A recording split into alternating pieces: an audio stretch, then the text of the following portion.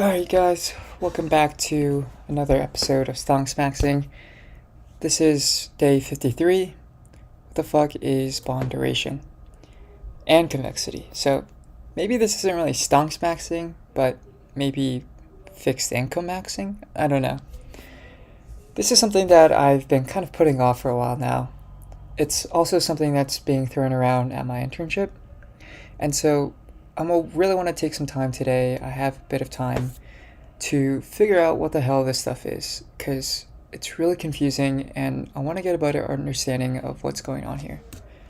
So, from what I currently understand, bond duration can mean a few different things. It can mean interest rate risk. It can mean the change in price relative to change in interest rates. It could also mean the present value weighted average time until maturity. And those are kind of the three big different definitions for bond duration that I've heard. And then convexity, I've heard about it in math class. I think it's referred to the slope upwards or slope downwards that some type of function has. Maybe you could also think about it as the second derivative of a function. I think in the context of bond prices, it is relatively similar idea. It refers to how quickly bond prices change relative to changes in maybe duration and changes in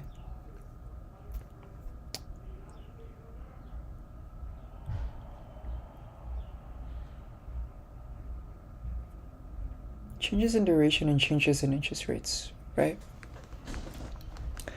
So I think 你那框上有俩帽子，你这个就没戴过，洗完我们一挂上去，哪儿戴过？我在录呢，by the way. Oh, sorry. No, 没事.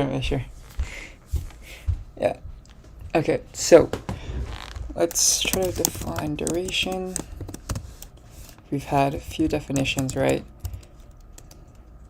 So change interest rate risk.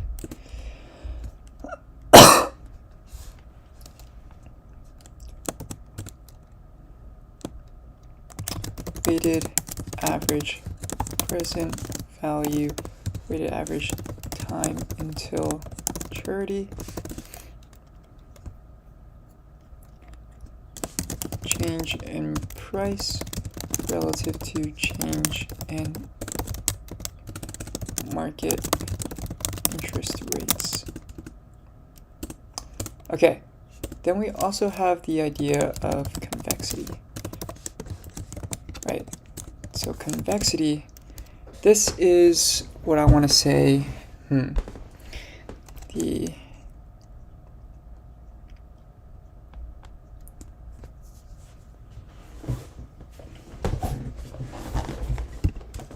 assuming, let me make a caveat here, assuming linear relationship, change in price relative to change in market interest rates.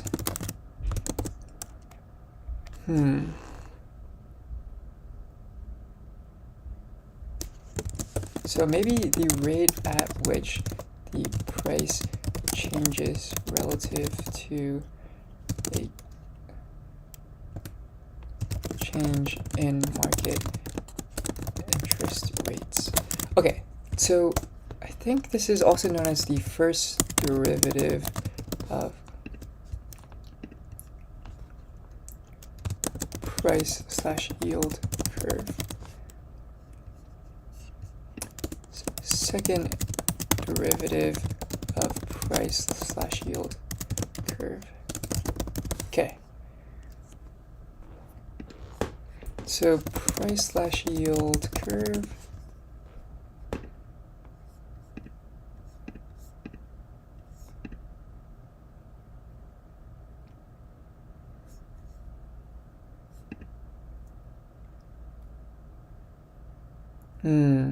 Yeah, okay, this is a very good example.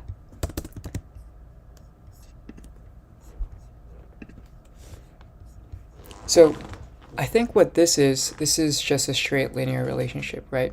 If you look at this line, that is the lower bound in this graph. So this is what refers to as duration. You can kind of see how there's a straight drop. I don't know if it's one for one, but it definitely is a linear relationship here. And then we also have the curve that is slightly more convex, slightly more curved than just a straight line. And so this refers to the idea of convexity. And while the linear line is a good approximation, I think the convex line is a bit more robust to changes in yields and the given change in price.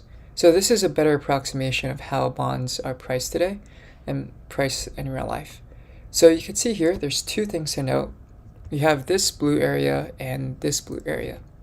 I think what's really critical here is this blue area. You can see that if bond yields fell, so they're going to the left, that means bond prices will rise quicker if the actual relationship is convex compared to a linear relationship. Okay, yeah, so that's something I didn't know. I just straight up watched a YouTube video before this, and that was talking about that. So that's very interesting. And on the flip side, you have the same exact graph, but you can see here that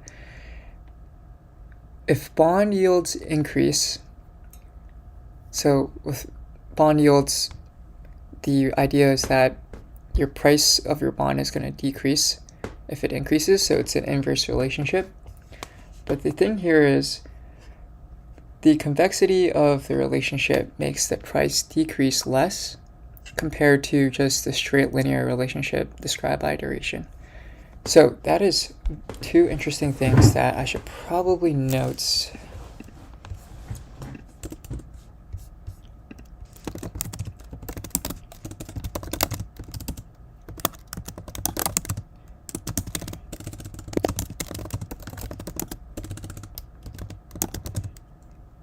Right, I think this is a positively convex relationship too. I think you could also have a negatively convex. So that would mean, I think that would mean this thing is flipped. So instead of being like a smiley face, it's more of a sad face.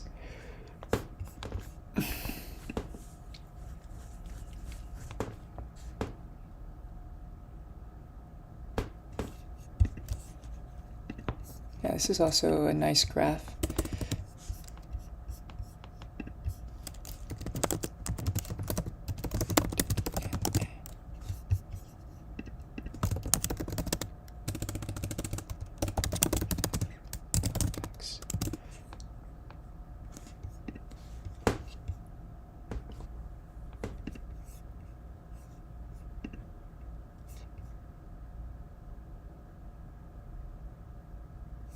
Yeah, how do you have something that increases, right? Increases in price if yields go.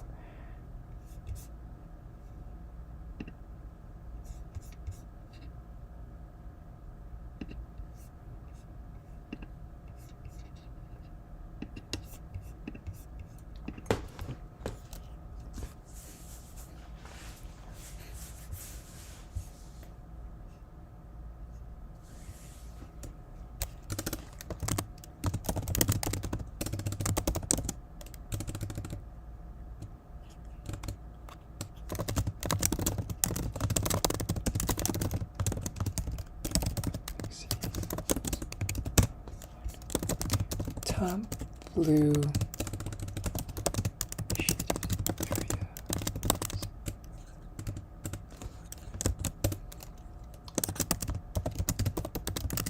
fall.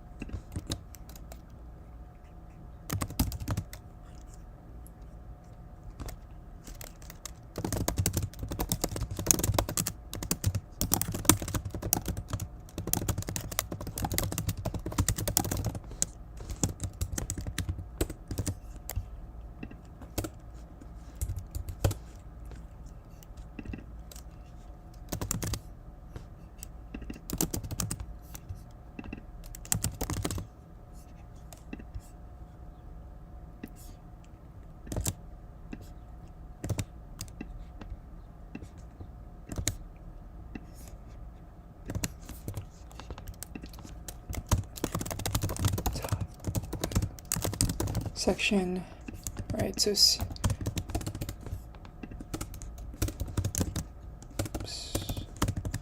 see the bottom blue section, right?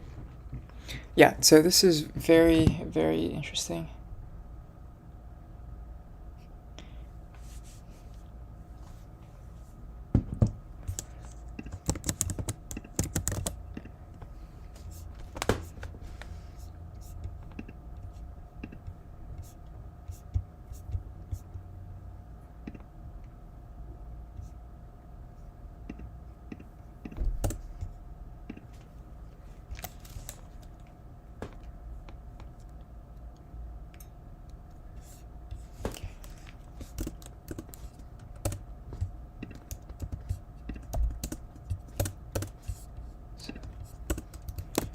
This picture, the curved line represents a convex relationship between this bond price, positive, the convex bond yield.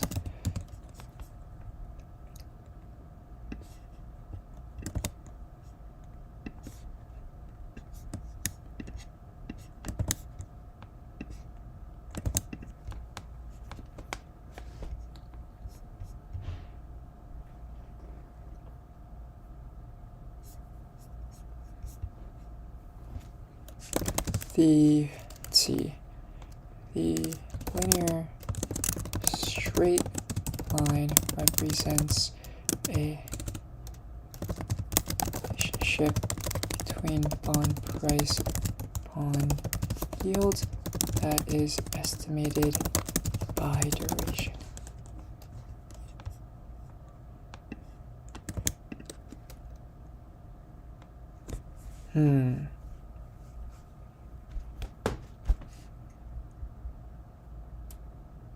So one key question I have is, okay, let's say bond prices rise to, you have $100 par, corporate bond, interest rates fall by 1%, your duration is 1, so that means your actual bond price is going to increase to 101, right?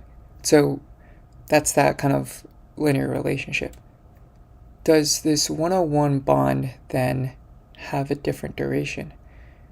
And let me think about that. So if you think about it mathematically, the present value weighted average time until maturity. So let's say this is a 5-year bond. I guess a 1-year bond, right? So it has let me try to think here.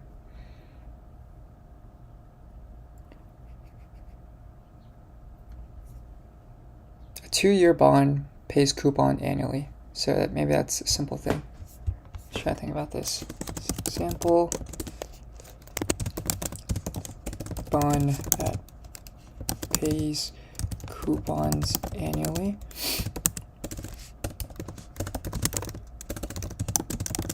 Market rates of, say, 5%. Oh. Coupons annually with market rate of 5%. Right, so this means that when you issue it, it's probably going to be at par because coupon is exactly equal to the market rate, or I guess yield to maturity. The yield to maturity, 5%.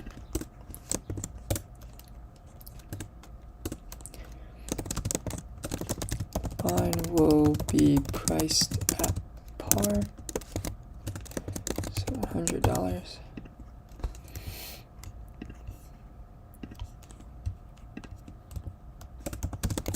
$100 notional that pays, okay. So at the principal amount at par,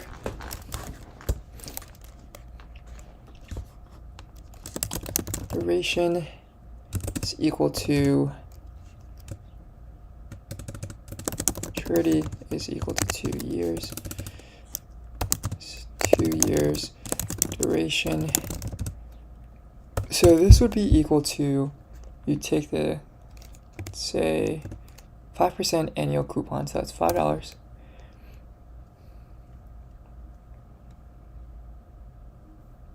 Right, so you take the present value of the cash flows. Yeah, let me see if we could do an equation, LaTeX equation. Okay, so that's nice. We could do a LaTeX equation. So let's do duration is equal to, let's do frac. So we have $5.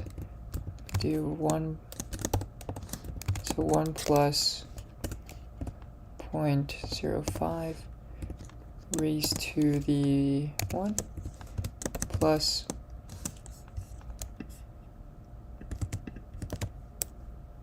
yeah, this actually might not be the exact definition of duration because we got to, yeah, this is really the price of bond.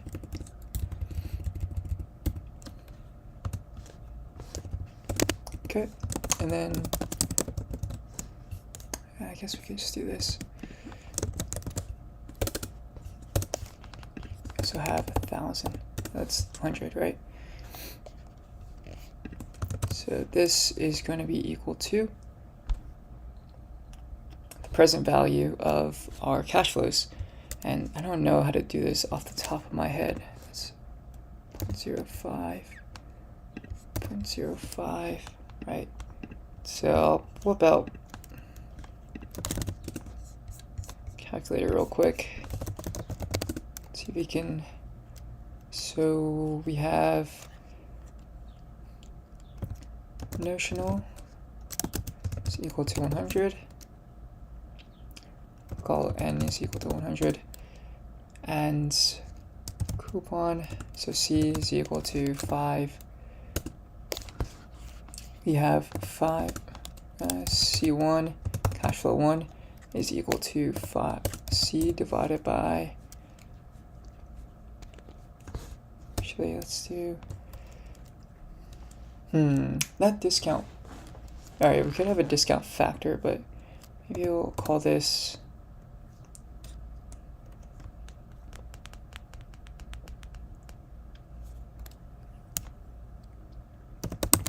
so we'll call this growth rate, right? Let's call it growth.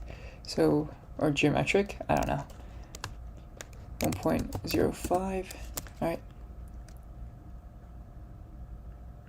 Oh, okay. So this is the price of the bond.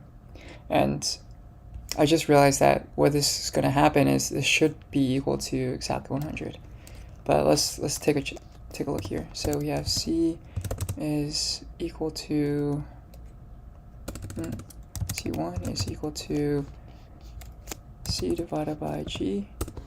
C2 is equal to C divided by G raised to the 2.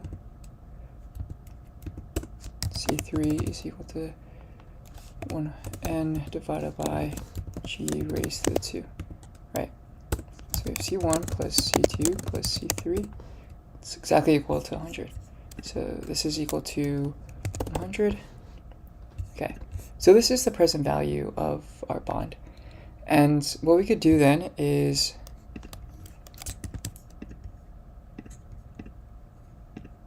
I forgot, is there a way to, okay, so that's text. All right, so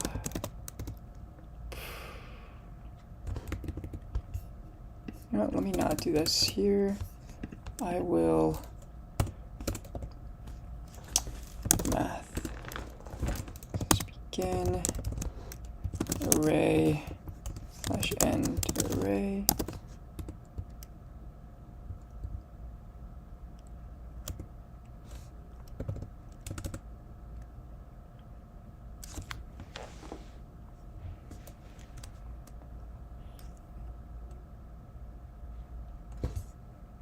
Well, let me slash array. Let's see. Array tech.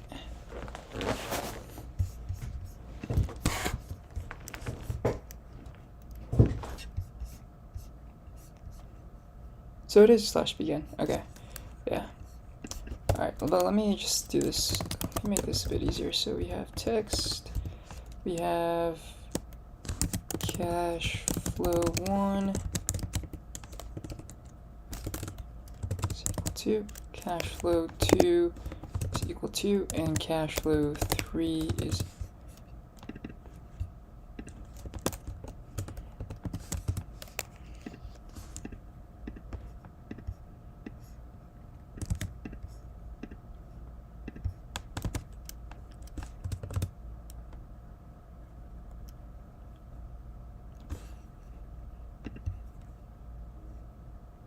right, okay, which is equal to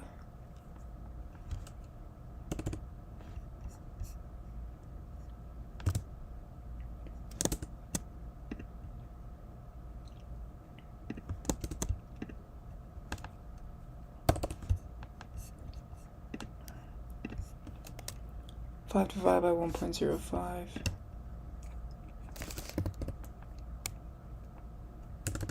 So C1 approximately equal to 4.76. Okay. C2 4.53, and C3 is equal to 90.70.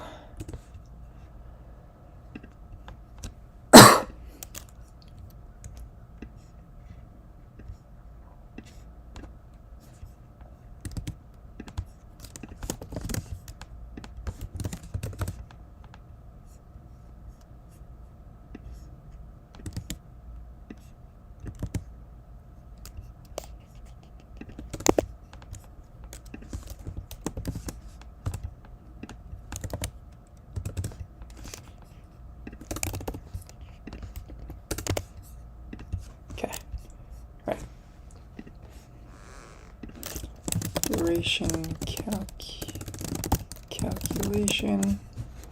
Okay, so present value of cash flows. Then we have the present value weighted of the cash flows.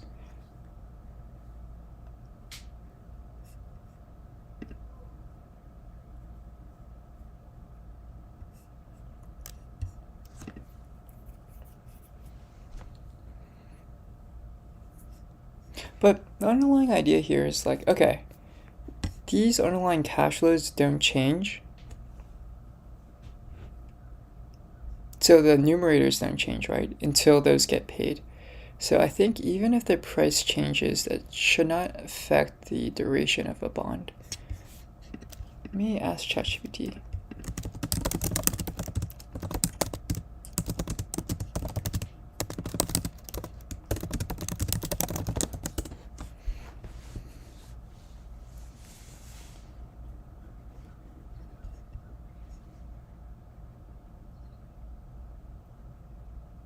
Okay, but this right here is the Macaulay duration. So this it's not affected by changes in price, which makes sense, right? Okay.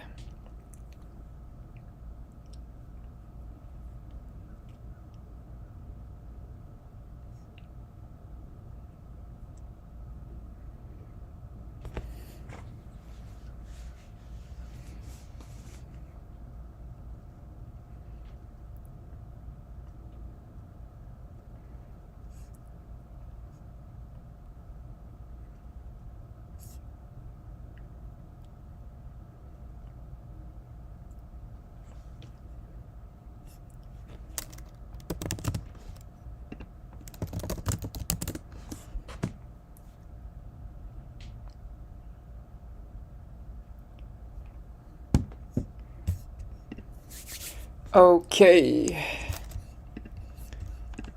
let's take a look. Let's try to finish this example out. So we have present value of cash flow 3. Then what we'll do is we'll find the, what's it called? Weighted average the weighted averages now.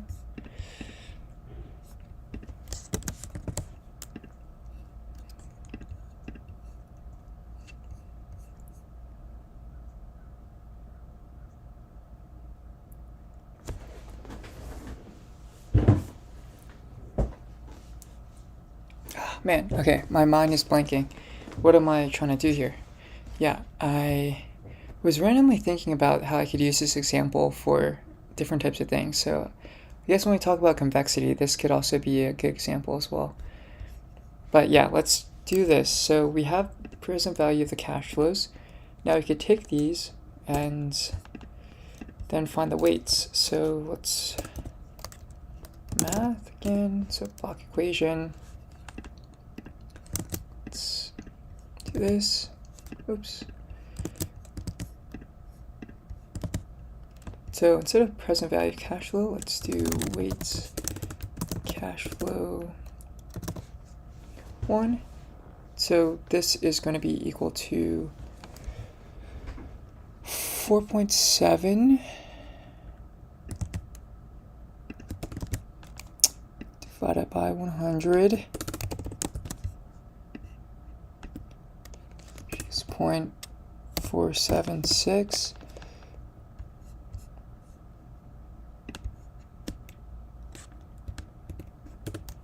0.047. Okay.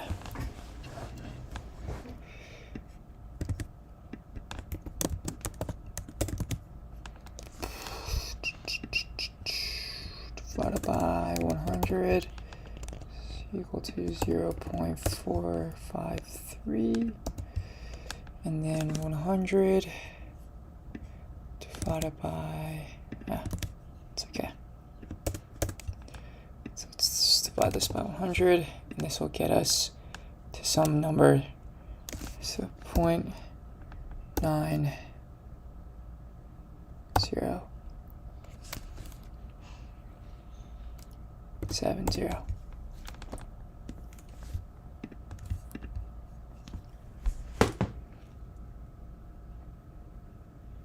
So if we add this up, what do we need here?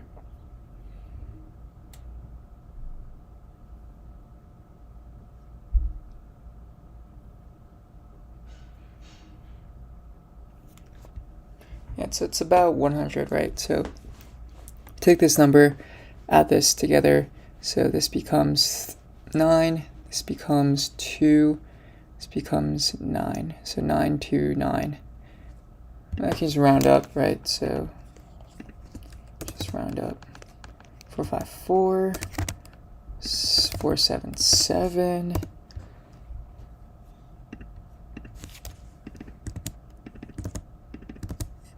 Okay, so we have the weights. Now what we can do is simply just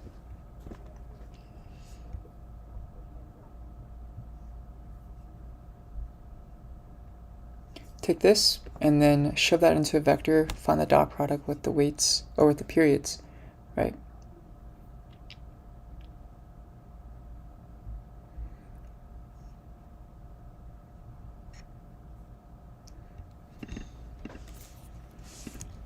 Or, well, we'll do this. Okay, so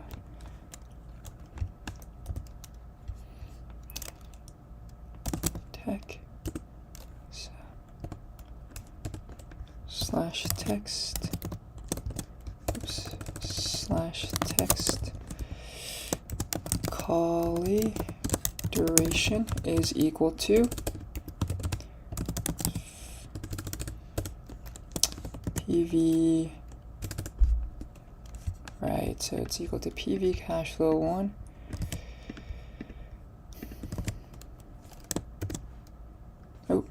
wait, cash flow 1 times 1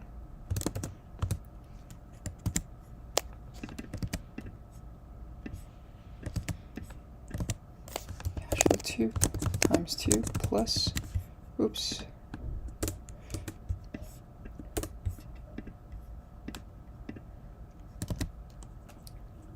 cash flow 3 times 2, which is equal to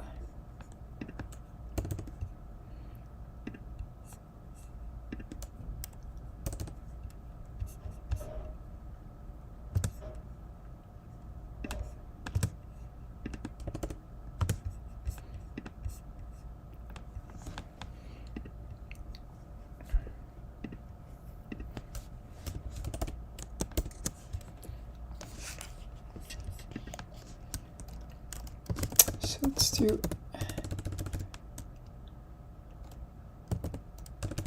import numpy as np.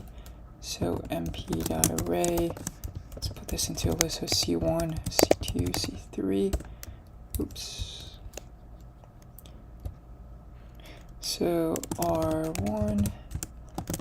So R1, let's divide this by 1. So R1. Oop, sorry. 100. There we go. Okay. So then we could do a vector. So R2 is equal to np.array to 1, 2, 2, R1 at R2.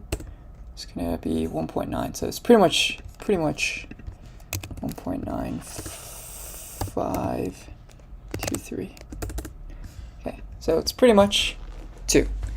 Yeah.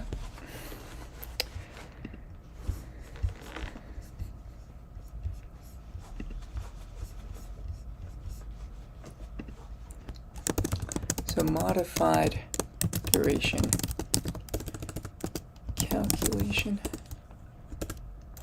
Okay, so let's try to write this down, right? Heading math block equation. Okay, so how do we define modified duration? I think what we do is we do take the Macaulay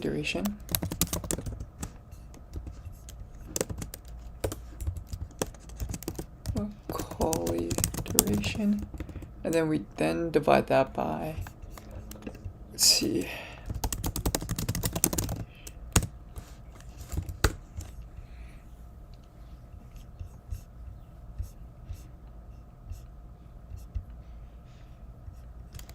see if there's CFA.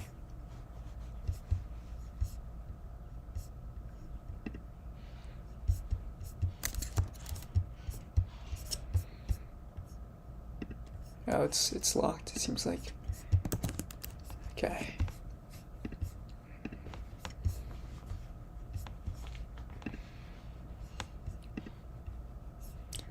So 1 divided by 1 plus, so the YTM, or the yield, divided by N, I guess.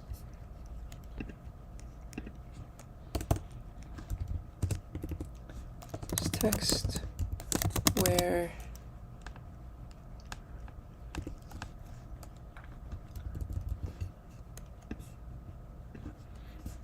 yeah, I don't know.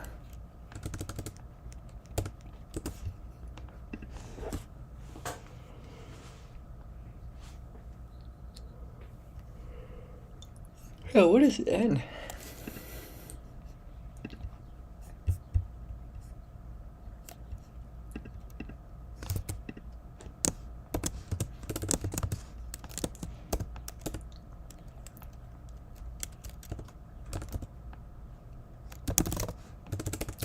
Math.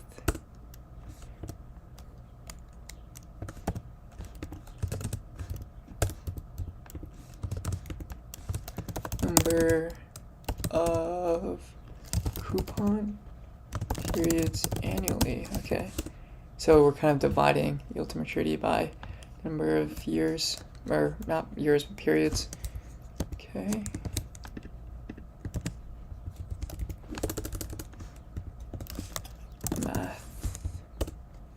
So YTM is equal to yield to maturity, so we'll call this annual. Right, so let's think about this. If the yield to maturity, so the yields were to rise, right? That means duration, the denominator gets bigger, so this ends up falling. And if yields fell, so YTM fell, that means the denominator is getting smaller, and then that means modified duration is going to increase. Now, I'm trying to think, right? unless the yield is negative, the Macaulay duration is always going to be at least, or let me say this again. So as long as the yield to maturity is not negative, the modified duration will be at most the Macaulay duration. I think, right, if yields are 0, this just becomes 1, so it's Macaulay duration divided by 1. But that's probably not going to be it's probably not going to be the case. And I think yields barely go negative. So if they're positive, then that means your modified duration is always going to be less than your Macaulay duration. So what does that mean? Note that the yield to maturity is inversely related to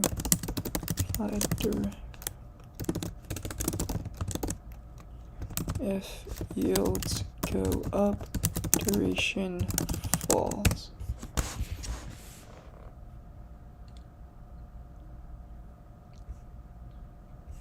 Right, so I think you have a double whammy as well, because as yields fall here,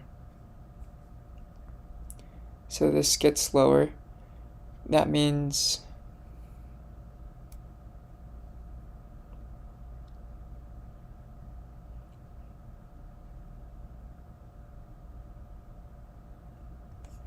I think that means the outermost cash flows, so those, let's say 2 years from now as opposed to 1 year from now, those cash flows actually benefit because those are the most sensitive to interest rates. And if they fall, then that weighting, so we can think about the weighting as the actual present value of that cash flow divided by the present value of the total. So I'm not too sure why I have this squared. But two things are going to happen, right? I think what's going to happen is, oh my god. Oh my god. Jesus Christ. I'll be back in a sec.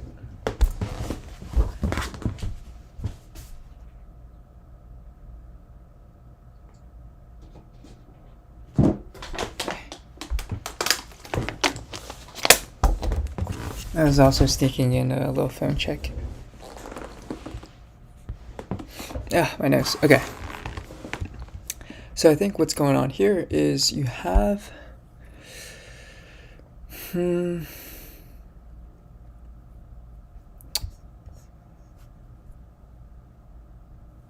have two things going on. Price of the bond is going to, if yields fall, it's going to increase. Because this means that you're discounting your cash flows at a smaller rate. So each cash flow, the present value is going to be greater than what it previously was. All right. And second, let me maybe write this down. So,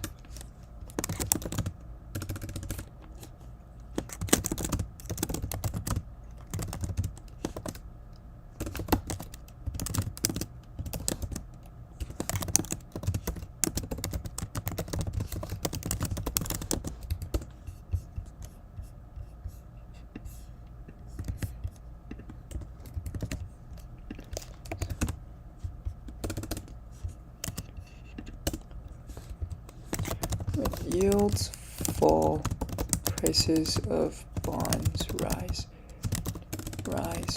due to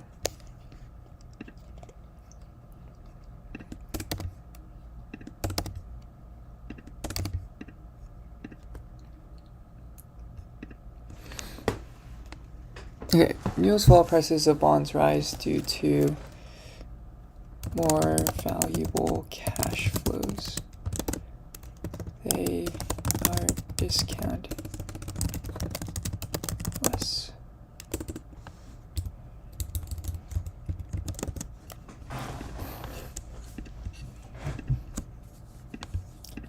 So stay staying with the same example, happens when yields fall. When yields fall, prices of bonds rise due to more valuable cash flows. They are discounted less. So I think one thing that I'm going to have to get into later is the idea of negatively convex payoffs, so mortgage-backed securities, because I think underlying the mortgage, you have the idea of refinancing and honestly just paying back your mortgage before the actual period or the time until, maturity ends. And so with that being said, there's this idea where if yields fall, I think if interest rates fall, right, so market interest rates, target federal funds rates, that's usually a benchmark, and the effective federal funds rate, I think that's kind of an average of maybe the yields being traded for a certain day or a certain period. But that's tightly correlated to the target federal funds rate. So when yields end up falling, or when market interest rates falling, right, then you have the greater option in terms of mortgage-backed securities to refinance. So you're previously, or I guess even today, you have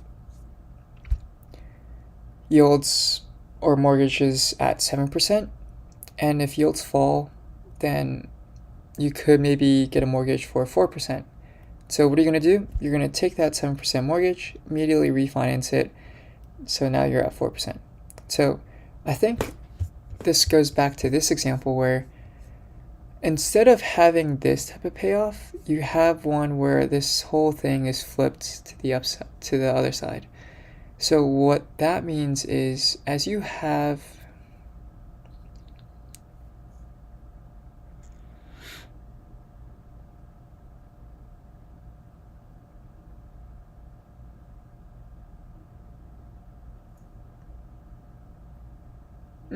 okay. I think I'm starting to remember.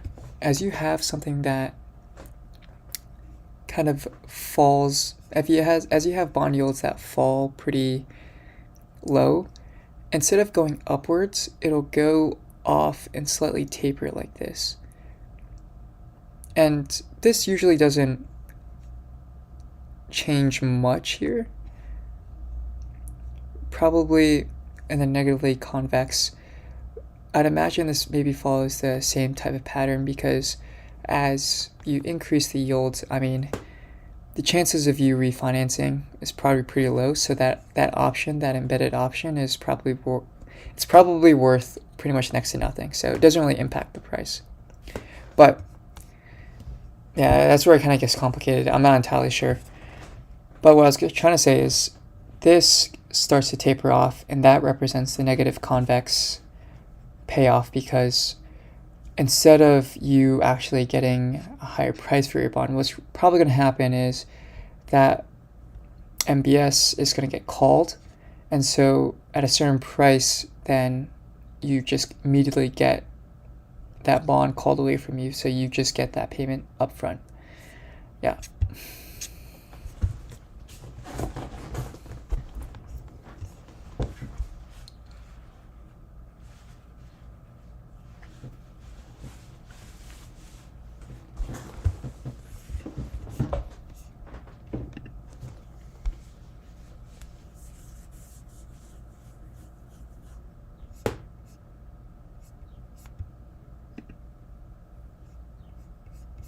Okay, so let's try to see what's going on here, right? How do I do this the best way? So R1, we have cash flow 1. Yeah, maybe it'll be easier if I don't do this here, but I actually create like a small little notebook.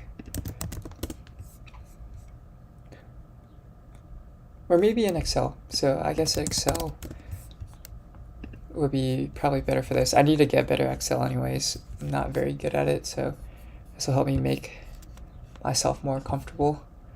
Alright. Let's clean this. So let's start from scratch, right? We have, what's our given? So our example 1,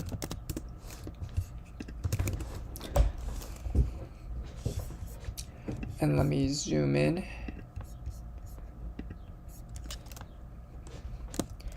Number of coupons per year. Okay, so let's pay semi-coupons annually, not semi-annually, and coupon rates, let's do 5%, and time till maturity,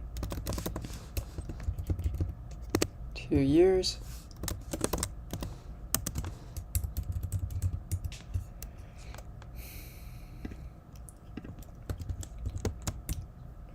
We also need to know the par.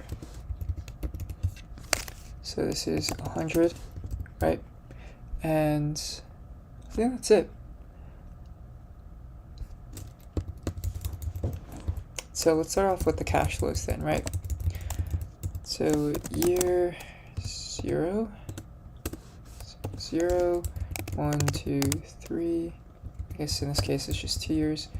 So we have minus 100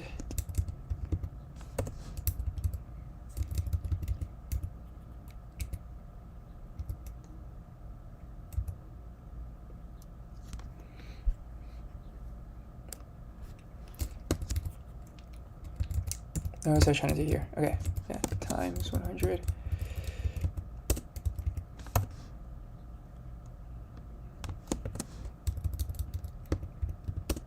So we have 105, right? And let me, cash flows.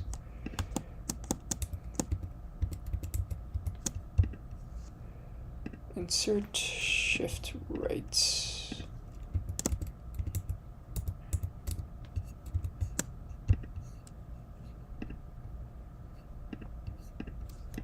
Okay, so we have our cash flows in our year, and I think what's going on here is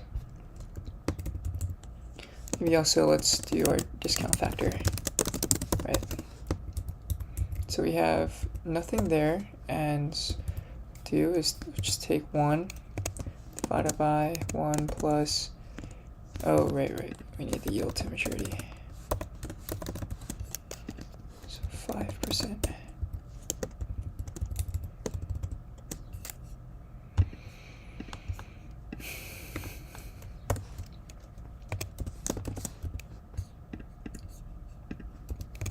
Plus, we raise to this.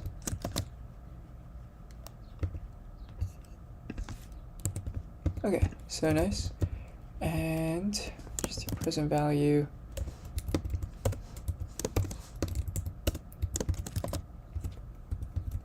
Okay.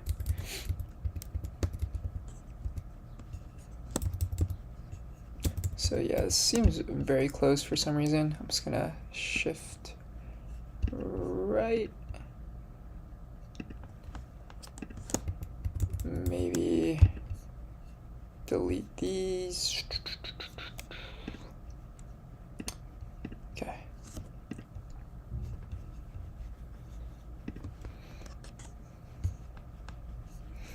All right. And let me also see if I can limit the, I'll worry about that later.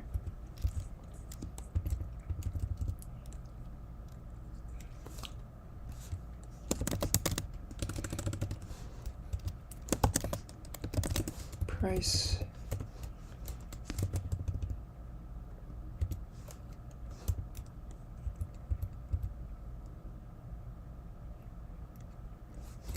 Is equal to,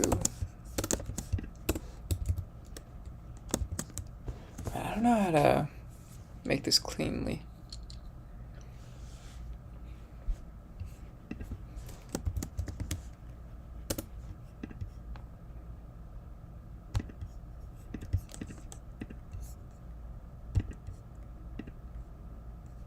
yeah, maybe price. So is equal to 100.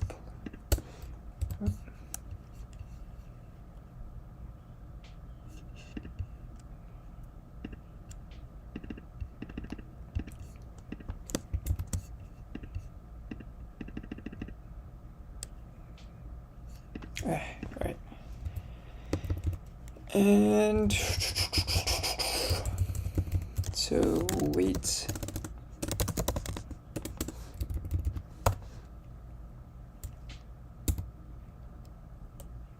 divided by price.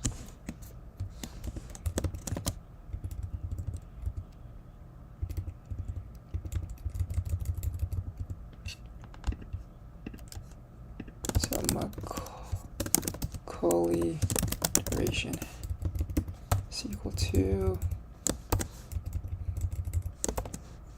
right, plus, maybe that's a sum product, yeah, or a dot product.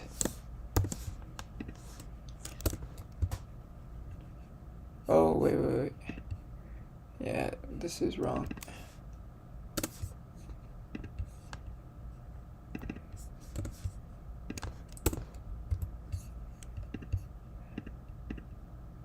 Okay, nice. All right. I think this is pretty much what we got here. Yeah. Okay. So let's go through the examples then. All right, let's just see what happens if we play around with this. All right, so the price increases, and what happens? All right. Let's take a look at the modified duration. So divide this by 1 plus the yield to maturity. In this case, the number of coupon rates, but we'll just divide that by.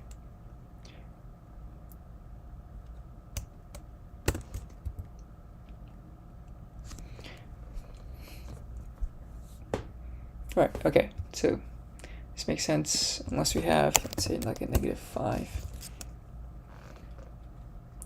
Then our modified duration is greater than, right?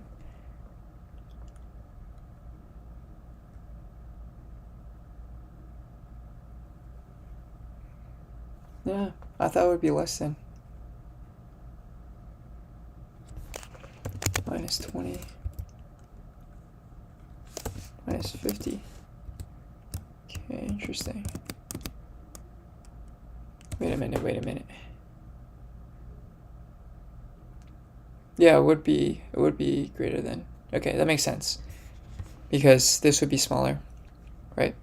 So that means modified duration would be bigger than Macaulay. Okay.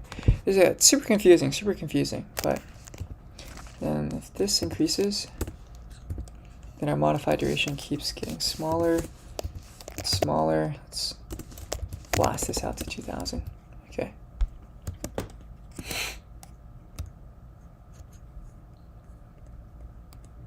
Yeah, I think at 2000, then this is pretty much worthless, right?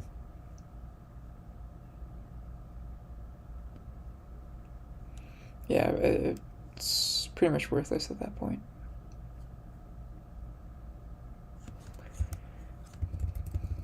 About 20,000.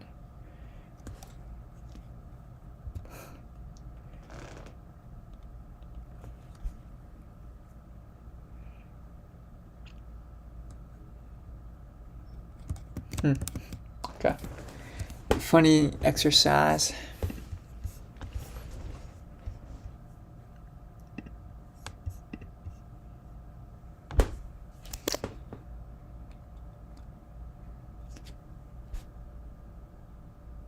Oh, right. So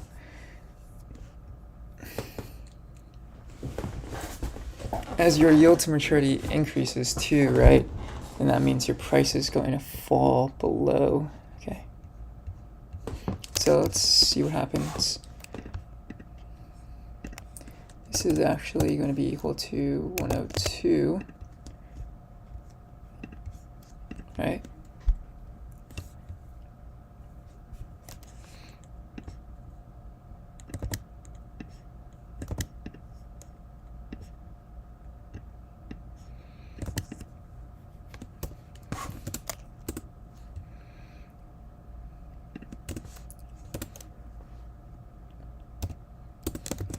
duration. So Macaulay duration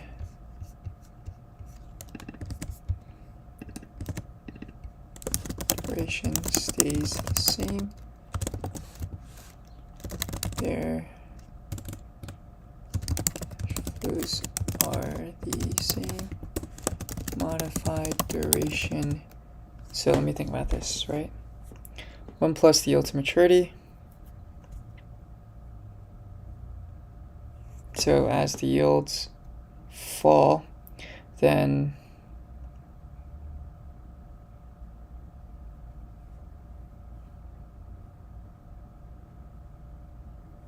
okay.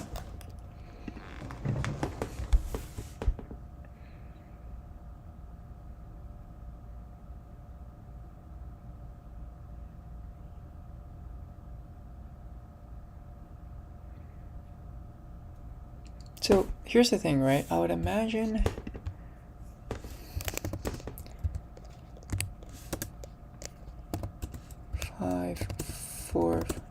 wait, so right, the discount factors change, so that means the present value changes, but the weights don't change. Because I guess it is. Huh. It's weird.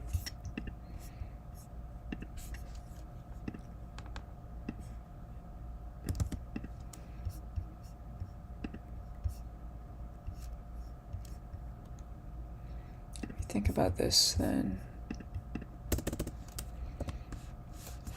So let me see what time it is.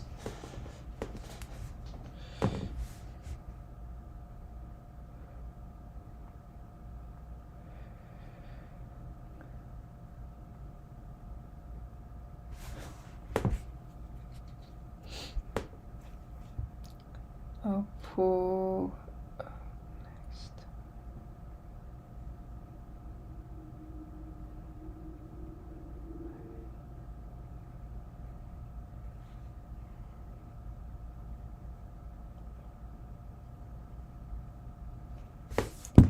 Oh man, I'm so tired.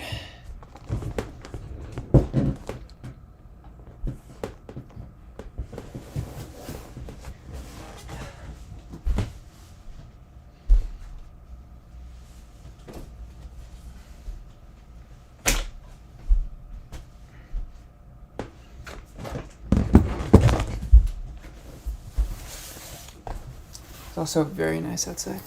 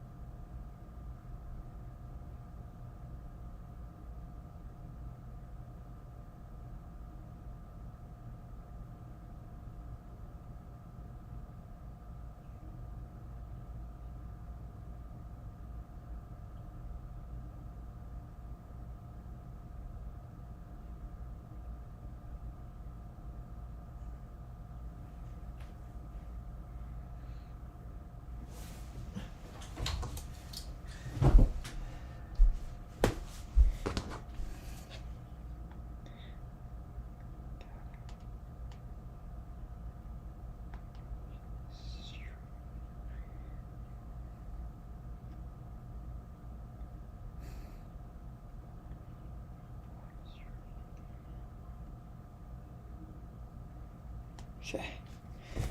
Got a little nap. Let's get back to it. Okay. So Macaulay duration. Let's see if we can kind of derive this formula, right? I think at a high level, it really is just this dot product between two vectors.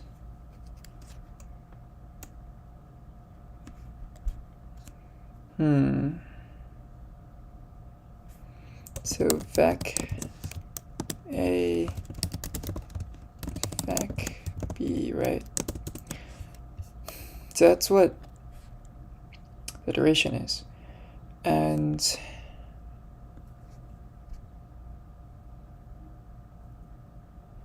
maybe we can bring this up. So it's some I is equal to 1 to the n, I guess, n periods.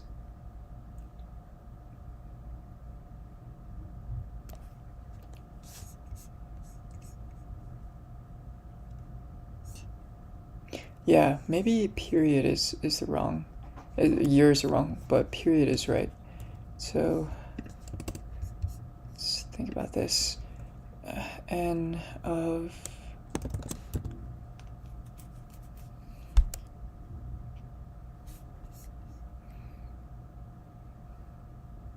so I equal to 1, right?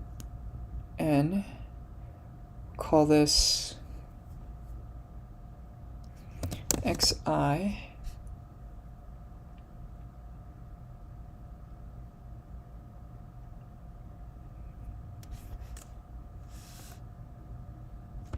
times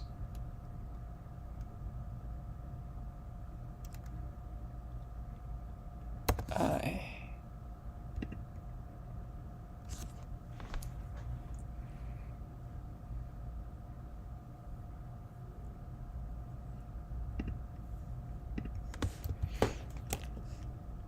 Divided by I divided by n, right? So we can think of x as maybe t. Yeah, t is probably better. So t is the time period for our actual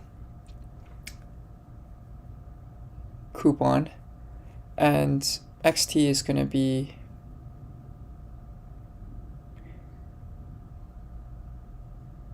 the present value weighted of our coupon.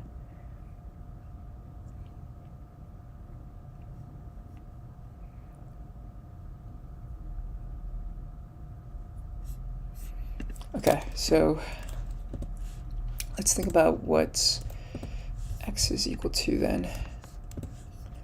Math. So xt is equal to, and then this is going to be our period, right? So our period divided by n. Yeah. Divided by, let's call this n, yeah. And maybe call this capital T. Yeah. So n is the number of times a coupon is paid out per year, and T can be thought of as the number of coupon payments. Yeah.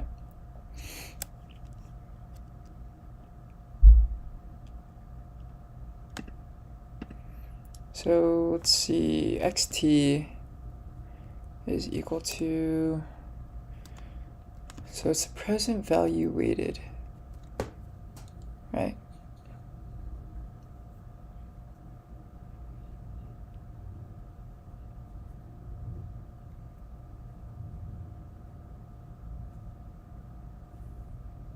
So what are we trying to do here? So prove that changes in interest rates will only change the price, but not the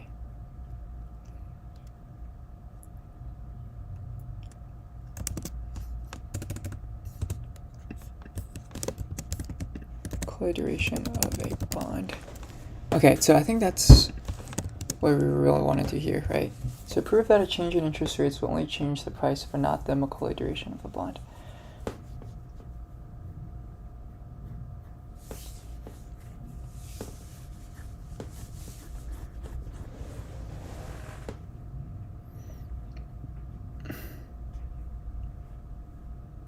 So xt is equal to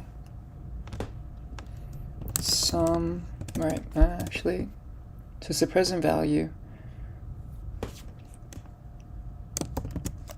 of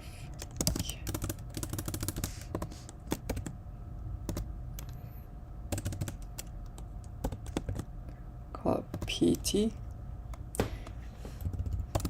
frac divided by price. So cash value T divided by price of the bond. Yeah. Okay.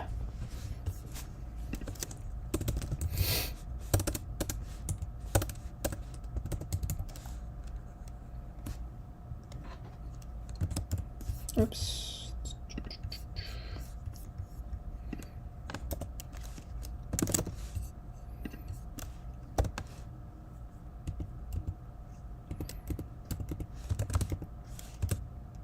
N is equal to number of payments per period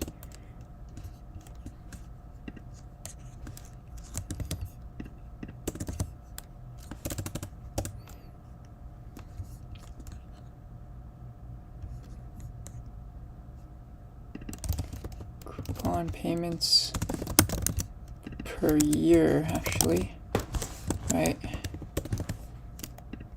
So T is equal the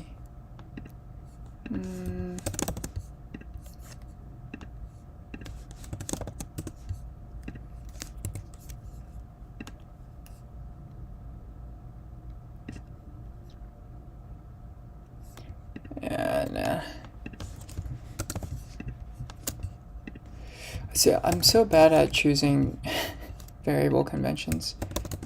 Is equal to the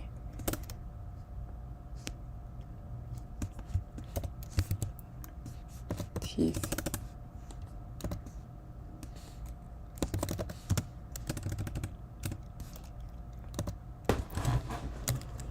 the nth. Yeah, I do the nth. Okay. Nth coupon payments.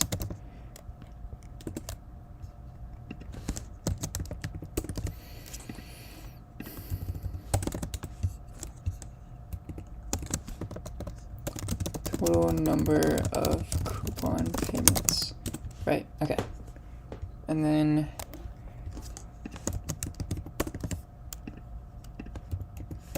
CT is equal to present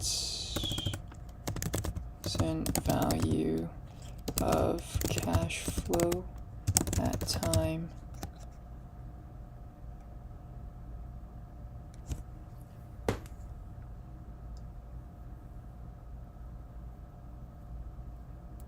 right. So with a semi-annual coupon payment,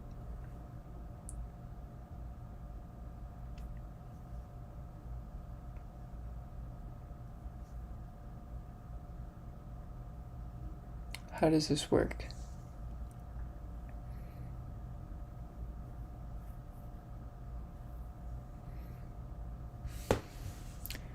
So let's make this a little bit more complex, right? 4, okay.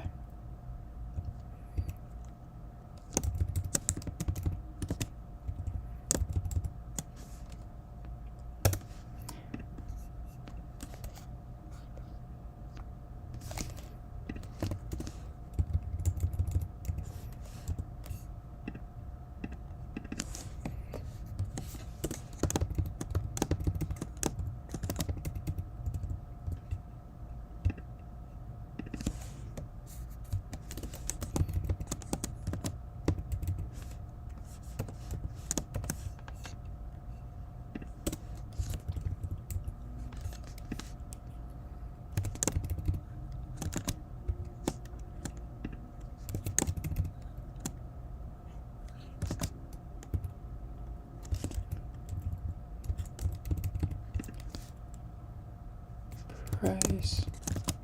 Okay, wait. So I think the price should still be 100, right? 100 price sum.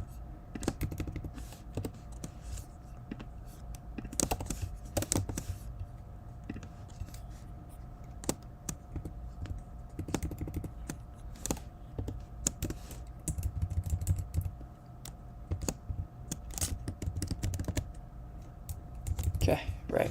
So the duration is really low though. So I think, let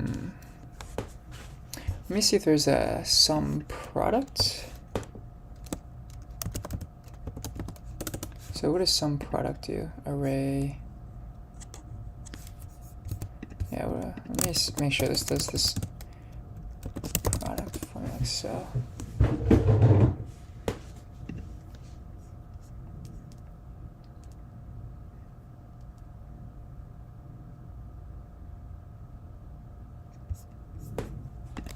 Is sum product a dot product?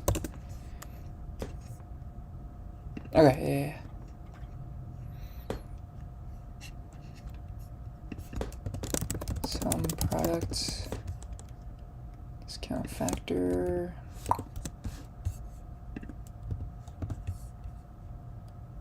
And right, let me make, so it's the weights and not the cash flows, but the years.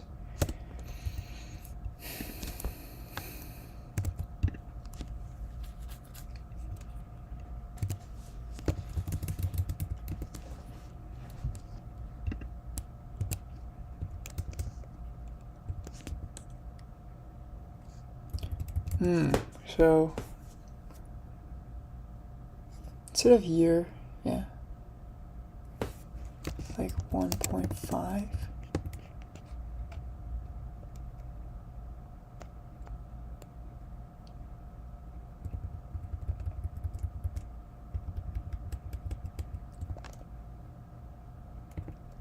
Point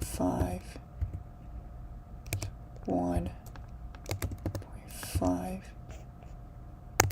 2.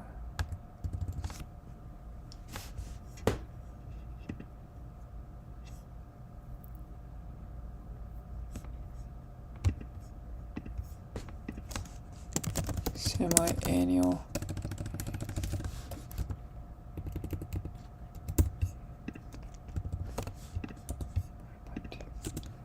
Okay, that brings it to exactly. Okay.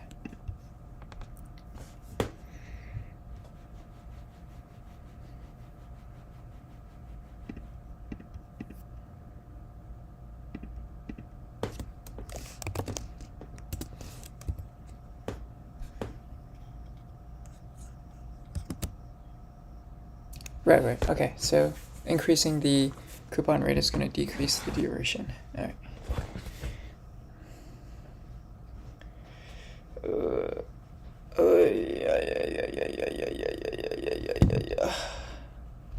I'm so tired. I'm so tired.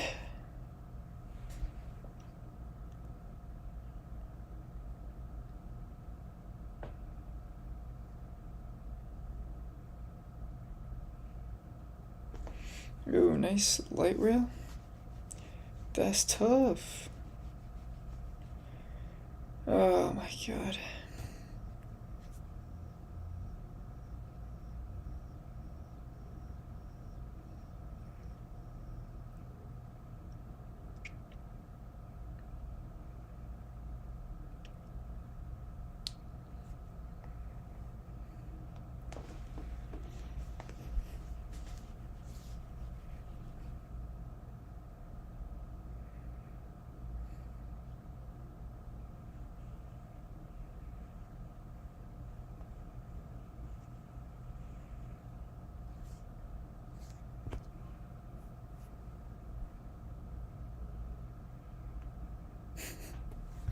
Okay. I want to check something real quick, actually. The Copa America. That is crazy.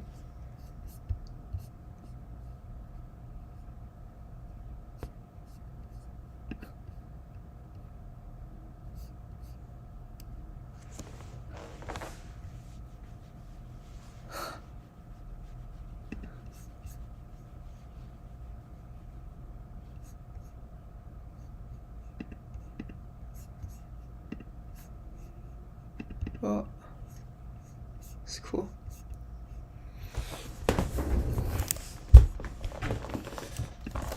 Alright, let me see if there's a Copa America.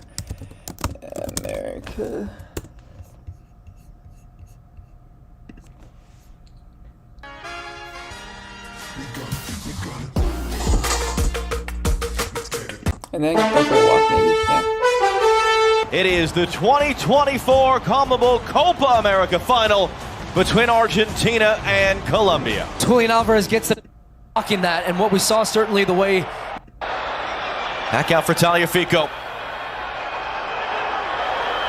McAllister, Fernandez, Tagliafico running in. Tagliafico got there, back into the middle. It's going to be stabbed in.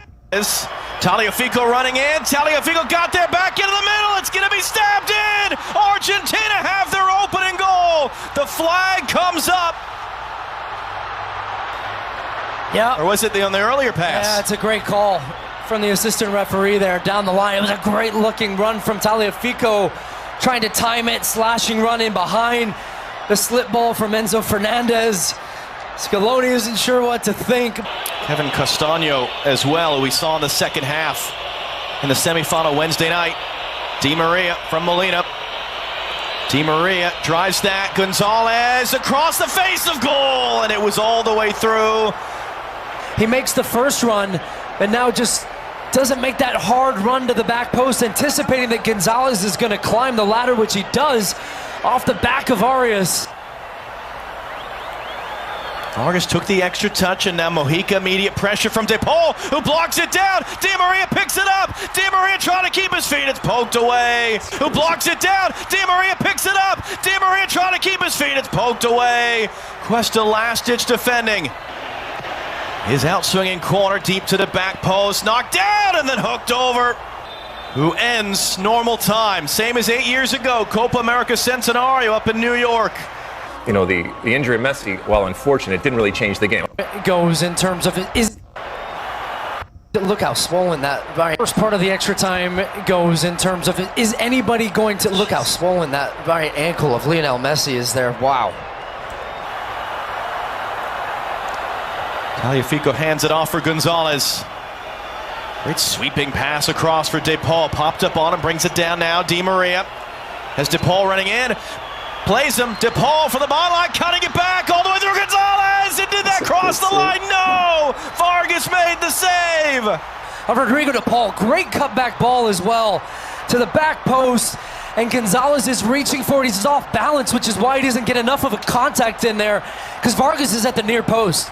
This should be in. So the top scorer in the tournament is on. Comes off. Di Maria picks it up. Gonzalez crossing in, nobody there, but again the Colombians seem all out of sorts. Di Maria picks it up. Di Maria hooks across in deep to the back post. It's knocked down, but Vargas is right there to get it. Boy, these fans would love to be celebrating that. Haven't been to a final since. John Arias with a space. Arias blocked. Emi Martinez had to react quickly. That was right near that left post. About 30 seconds to go in the first half of extra time. De Paul quickly. Lautaro Martinez wants it. Can he get on the run? He's bowled over by Santiago Arias. No foul. Quintero, oh my goodness, what a first touch that was. Santiago Arias, no foul. That's crazy. Quintero. Can he get on the run? He's bowled over by Santiago Arias. No foul. Quintero, my goodness, what a first touch that was. Lays it wide. Luis Diaz cutting around. Luis Diaz, can he find the pass? Poked away before he can do anything with it. Miguel Borja for glorious chances late in the Gonzalez plays it inside. Lo Celso, De Paul gets it away. Molina coming forward. Angel Di Maria carrying the torch now in his final game for Argentina. Di Maria, and it comes all the way through. That's how he has so much time to deliver this. And I think initially he wants to try to pick out that far post. Quintero runs forward. Mojica. Little touch inside. Here comes, and that shot wide. That was Borja there, and to take a block it did from Lisandro Martinez. Late recovery out for a Colombia corner. Celso sliding through there and went for an extra long slot on the still very wet grass. Lo Celso, Lautaro Martinez, Lautaro Martinez!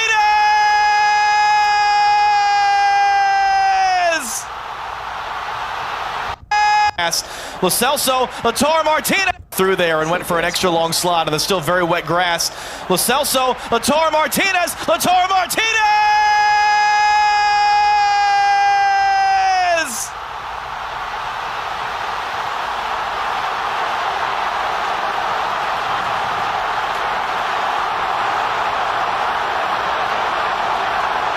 The quality to provide a moment, a winning moment in a Copa America final. Lautaro Martinez, the leading scorer in the tournament with 5 goals. That's tough. That's tough. All right. Gonna wrap this up maybe in 5, maybe 2 minutes, and then go for a walk, come back, try to close this up. But when yields, okay, prove that changes in interest rates will only change the price, but not the Macaulay duration of a bond. All right.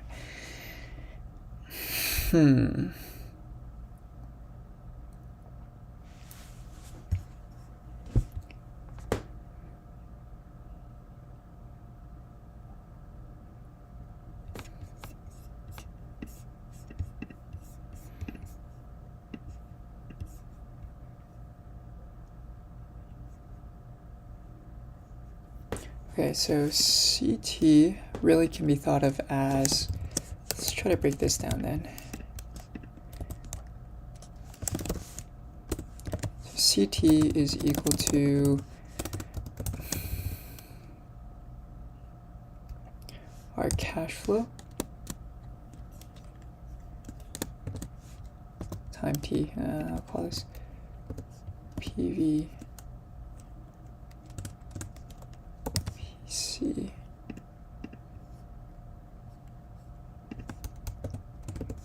Yeah, I'll call this cash flow divided by, so 1 plus, call it our just rates T raised to T.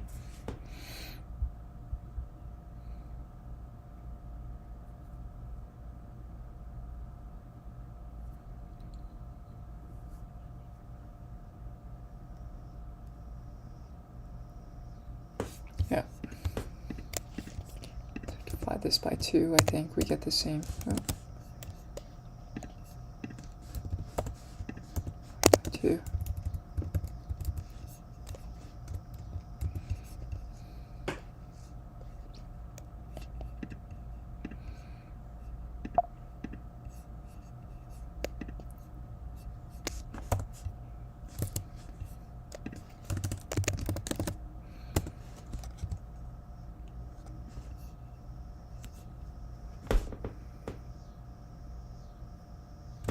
Right, so it would be 5%.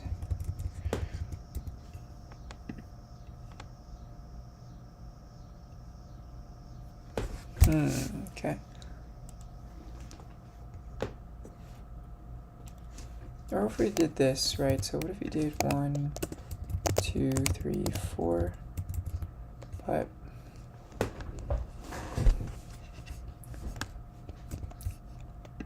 Divided by 2.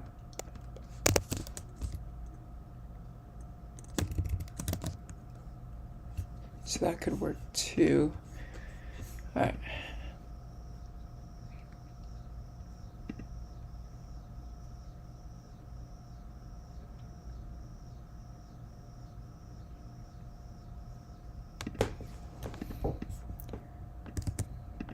So I think this is the most basic we could get. Right. We have this. So this cash flow, divide that by 1 plus the yield time T.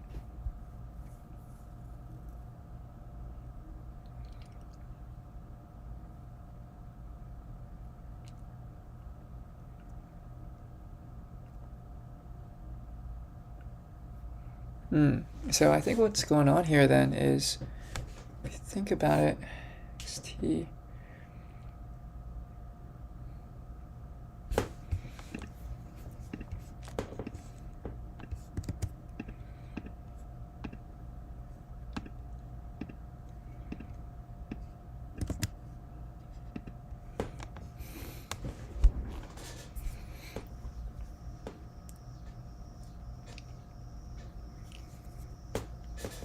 Right, so as the price changes, this also gets scaled, but we're dividing everything by the price.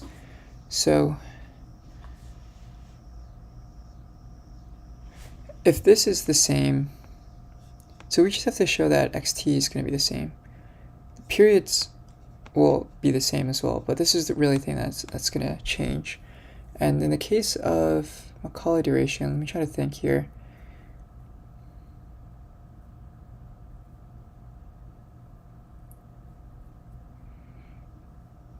Right, I think that the weight here really does stay the same.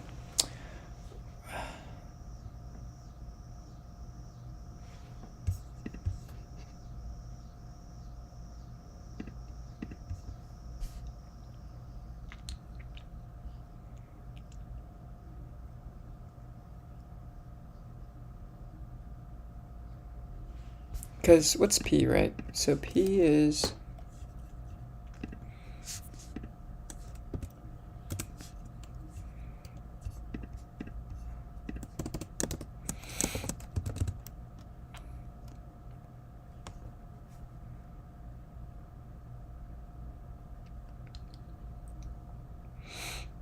P is this.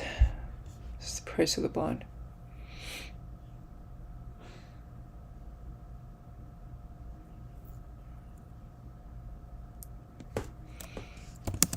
So it's the sum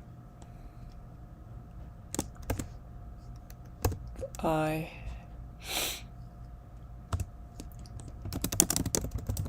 so cash flow T and then 1 plus Y T is the T.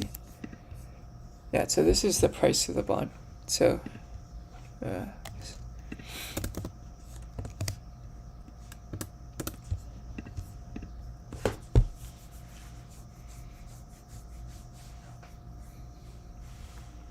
it's cash flow at time t plus, or divide that by 1 plus the yield at time t raised to the t, right?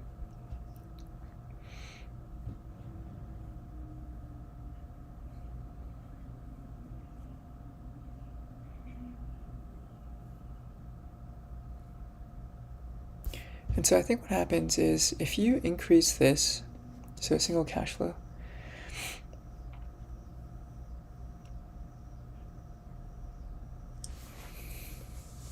you increase the yield, right? Then you increase the yield for every single one of these. But it's not linear. I don't think this isn't a linear function. But maybe this has to do with Taylor series, because what happens is as you get really, really high, these start to go pretty much to 0 if t goes to infinity, right?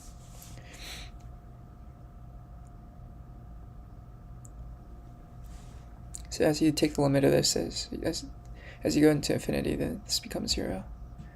Okay. Yeah, I'll come back to this. I think I'm gonna go for a walk. I'm not gonna end the stream just yet, but maybe when I come back, I might pick this back up. So, be back in a sec. Peace.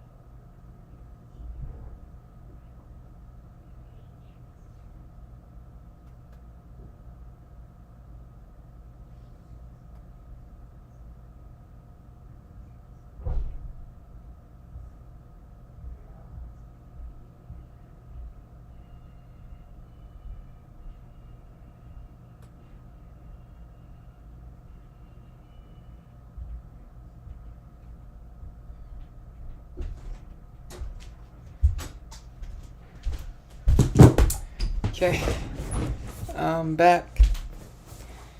Alright. Let's see here then. What's going on?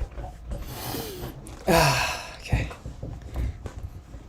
So we have cash flows. Right, this is still a puzzle to me, right? The weight doesn't change.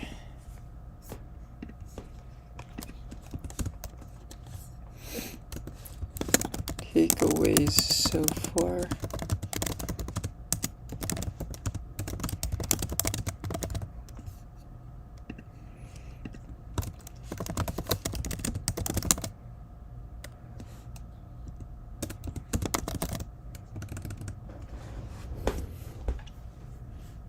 Is that proportion still the same?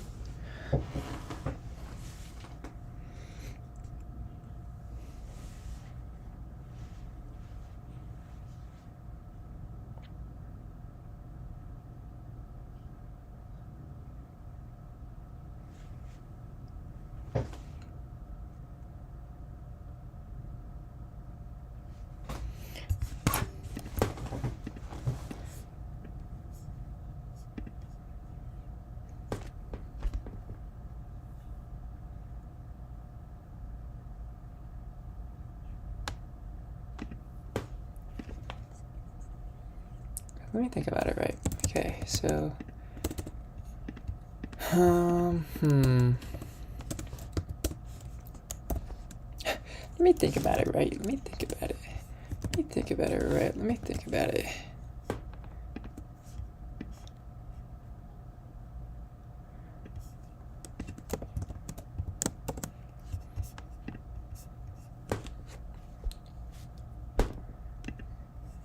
We add this. So what if we add 1 to this?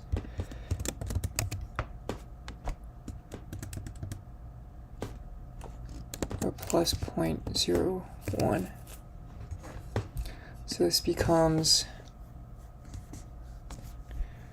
1 point, right? So if yields rise, that means prices should fall.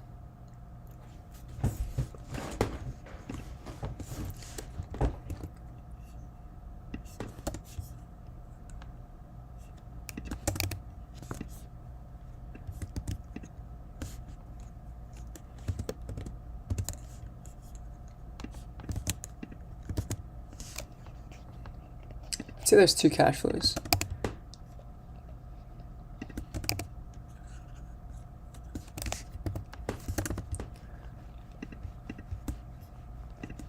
C2.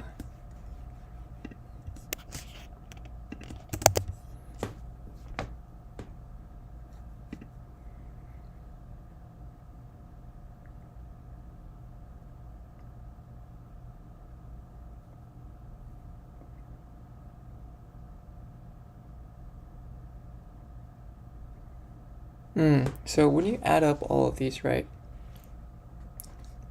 All of this should add up to 1. Okay, so we know that.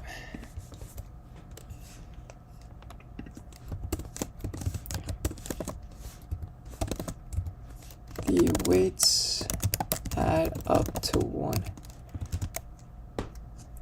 because are taking the present value of each cash flow and dividing by the total present values.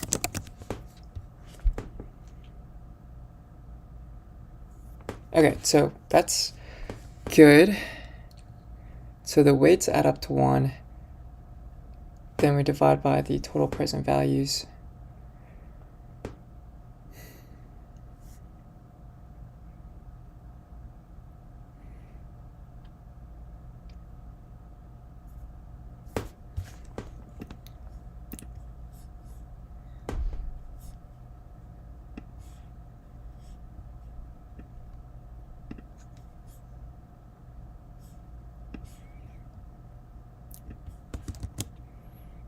Right, we could just replace this with, I believe, this.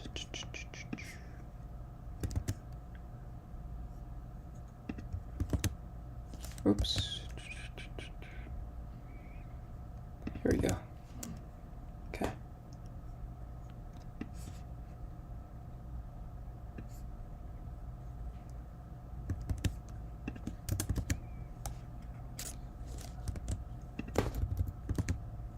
Oops.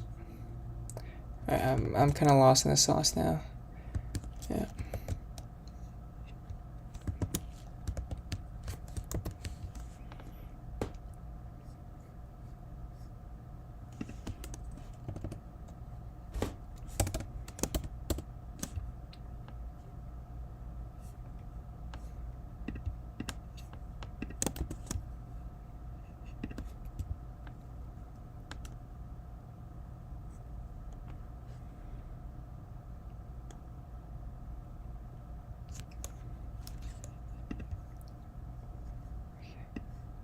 Okay.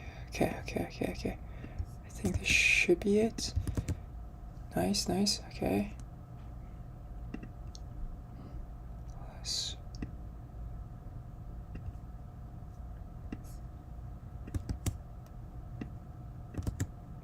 Nice. Okay, so this is what the final form looks like.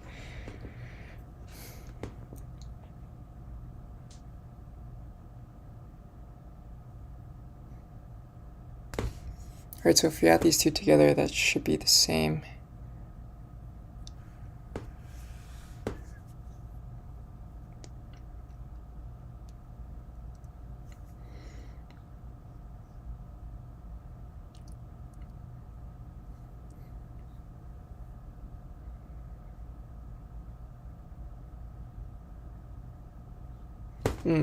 So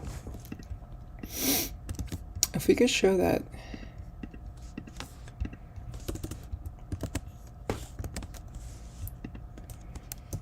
math, is equal to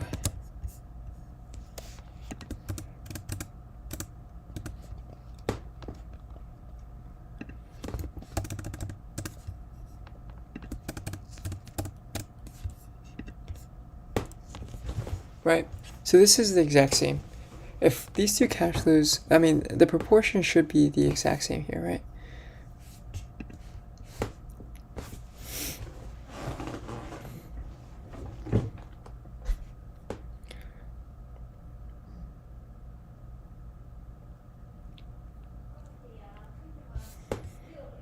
So multiply these two.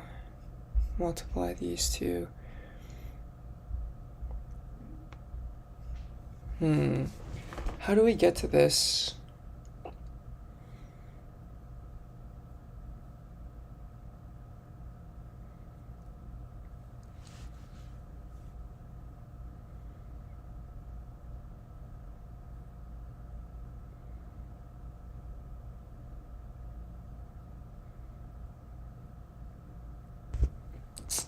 Trying to think, right?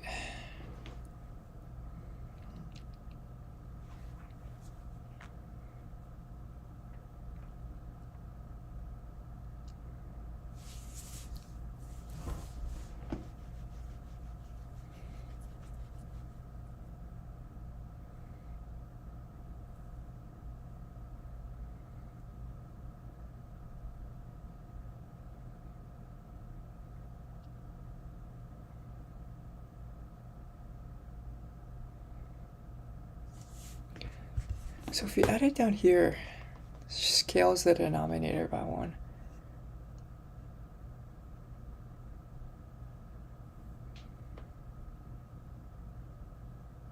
You also scale this denominator by 1.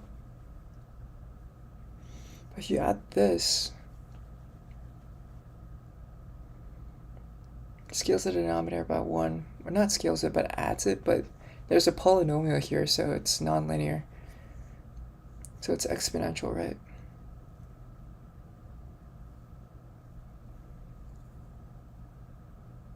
Yeah.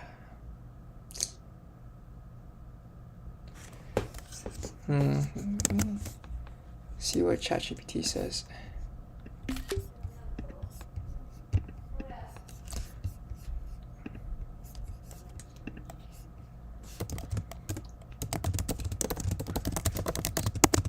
Are equal.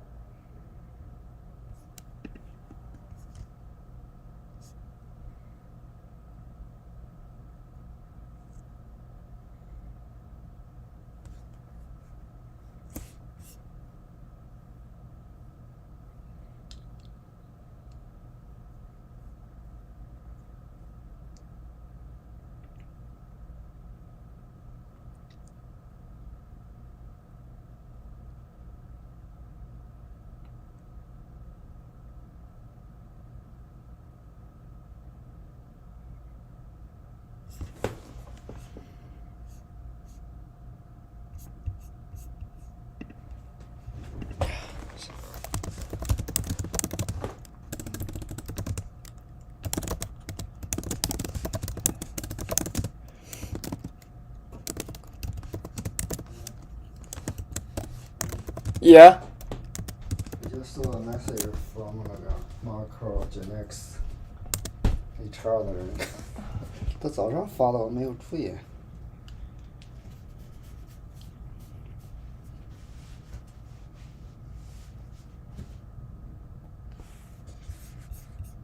Let me see. 你查到这个人吗？哦，所以我现在在录呢。嗯，这个人。Yeah, nice. Yeah. 明天跟他聊一下。Yeah, that'll be cool.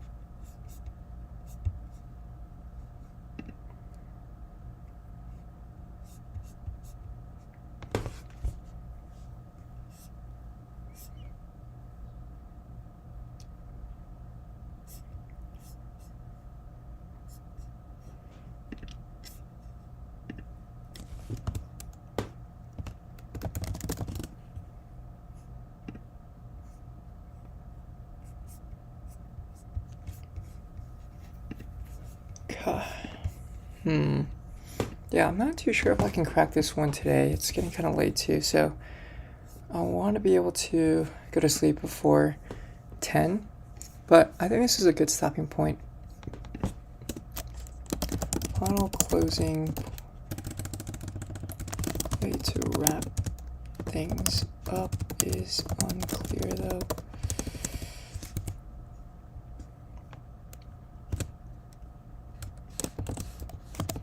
Wonder how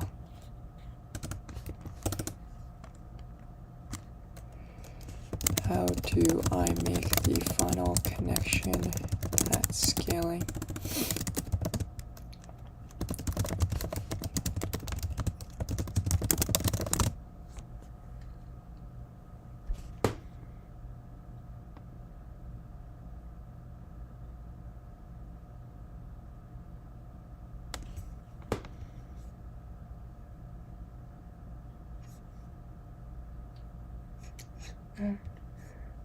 Add times.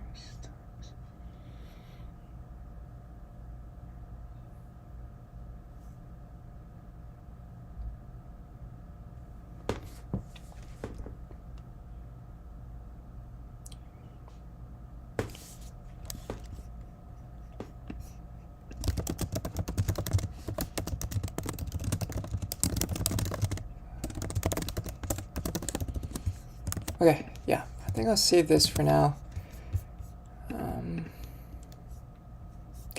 And yeah, this is my life. So that's about it. Yeah, thanks for tuning in. See if we can crack this one another time. But catch you guys in the next one. Peace.